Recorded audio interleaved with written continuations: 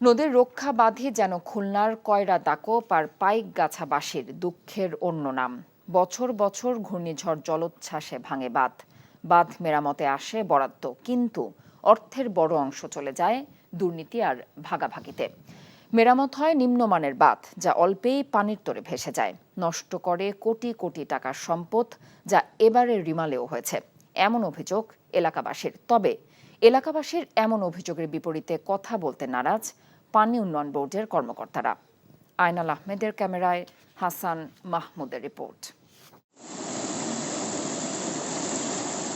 বছর ঘুরে ঘূর্ণিঝড় আসে, জোয়ারের জলে জলোচ্ছ্বাসে ভাঙে বাঁধ। একই বাঁধ ভাঙে প্রায় প্রতি বছরই। আমপান, আইলা, ইয়াস নামের এসব ঘূর্ণিঝড়েও ভেঙেছিল খুলনার নদী তীরবর্তী কয়রা, দাকপ ও পাইকগাছার রক্ষা বাঁধ। মেরামতো হয়েছে জরুরি ভিত্তিতে এসব বাঁধ, কিন্তু সে মেরামতে ঠিকাদার প্রতিষ্ঠান আর সংশ্লিষ্টদের দুর্নীতির ভাগাভাগিতে কাজের কাজ হয়েছে নামমাত্র। অভিযোগ এলাকাবাসীরই।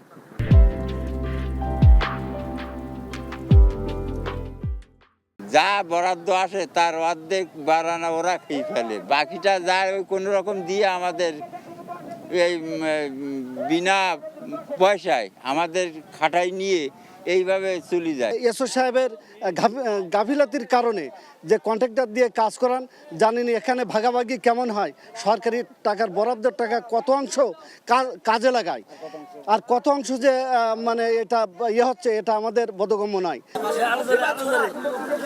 হিসেব বলছে কয়রাতে গত 10 বছরে শুধু জরুরি ভিত্তিতেই বাঁধ সুরক্ষার জন্য 150 কোটিরও বেশি টাকা খরচ করা হয়েছে।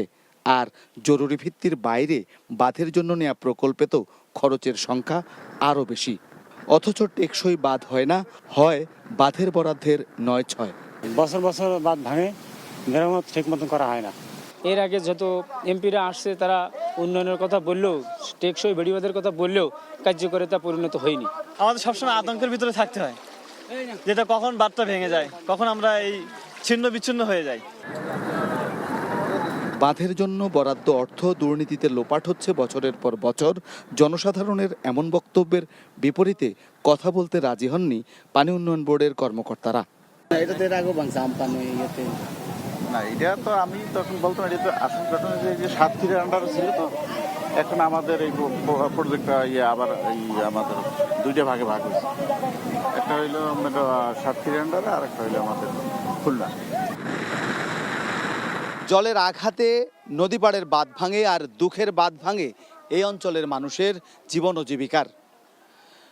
বাঁধ মেরামতে অর্থ বরাদ্দ হয়, মেরামতো হয়, বাঁধ হয় 9-6। এলাকাবাসী বলছেন টেকসই বাঁধ চান তারা। একই বাঁধ বারবার মেরামত নয়, একবার টেকসই হোক।